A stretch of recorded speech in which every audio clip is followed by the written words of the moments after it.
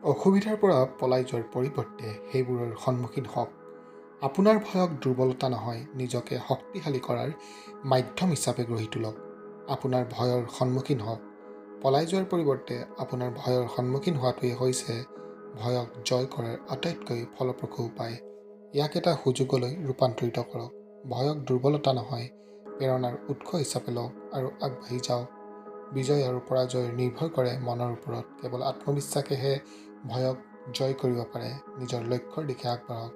সফলতা লাভ কৰিবলৈ হ'লে নিজৰ আৰামৰ জ'নৰ পৰা ওলাই অহাটো প্ৰয়োজনীয়। অসুবিধাবোৰে আপোনাক শক্তিশালী কৰিবলৈ আহে, সেইবোৰলৈ ভয় নকৰিব। পৰাজয়ৰ ভয়ত চেষ্টা কৰা বন্ধ নকৰিব। পতনৰ পিছত উঠি অহাজনহে বিজয়ী হয়। চিন্তা আৰু ভয় কৰা কেৱল সেইবোৰ বস্তুলৈ যিবোৰে আপোনাক বেয়া কৰি তোলে। বাকী সকলোৰ সৈতে নিৰ্ভয়ে যুঁজিব। যেতিয়ালৈকে আপুনি নিজকে নিজৰ সীমালৈ ঠেলি নিদিয়ে, তেতিয়ালৈকে আপুনি আপোনাৰ সম্ভাৱনাক নাজানিব। সফলতা কেৱল সাহসেৰে নহয়, ভয়ৰ মাজতো আগবাঢ়ি যোৱাৰ দ্বাৰাহে হয়। সাহসীসকল ভয় অনুভৱ নকৰাসকল নহয়, ভয়ৰ মাজতো আগবাঢ়ি যোৱাসকলহে। বন্ধুসকল, যদি ভিডিঅ'টো ভাল পালে লাইক, শ্বেয়াৰ, ছাবস্ক্ৰাইব কৰি মোক লগতে মোৰ চেনেলটো আগবাঢ়ি যোৱাত যেন সহায় কৰে। ধন্যবাদ।